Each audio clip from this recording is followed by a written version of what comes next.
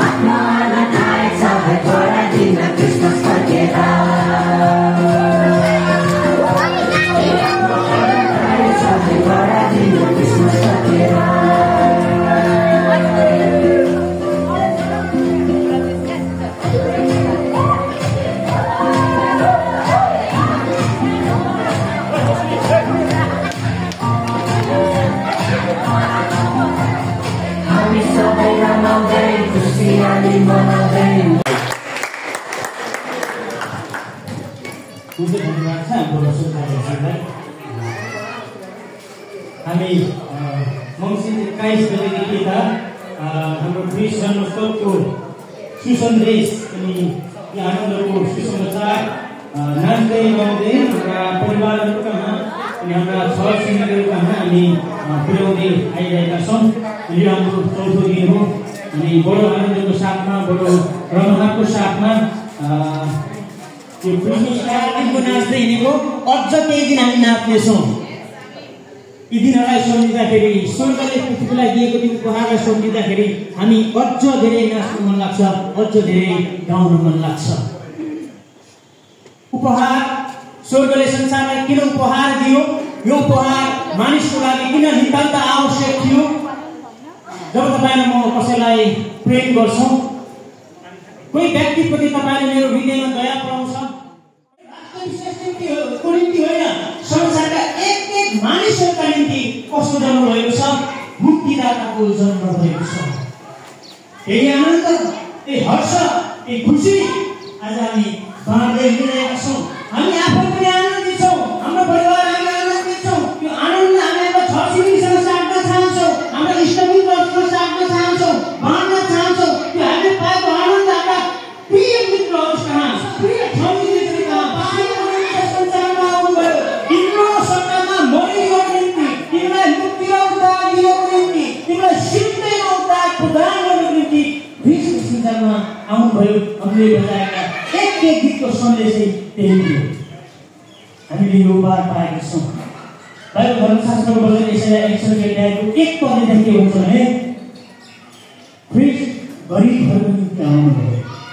ख्रीष्ट गरिबहरूको निम्ति आउनुभयो। गरिबहरूको सुसमाचार बोल्नको निम्ति उहाँ संसारमा आउनुभयो।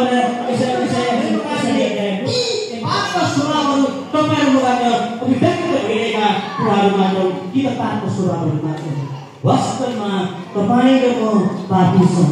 संसारका एक मानिसहरू पापी छ। रोमी 10:15 भन्छ धर्मी कोही पनि छैन, एउटै पनि छैन।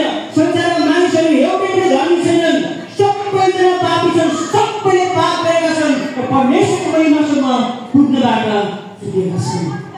यस सभामा संसारका मानिसहरू गरिब हुन्, यस सभामा संसारका मानिसहरू भोका हुन्, यस सभामा संसारका मानिसहरू त्यसुत भएका हुन्, यस सभामा संसारका मानिसहरू अनुदेशित आउँछन्।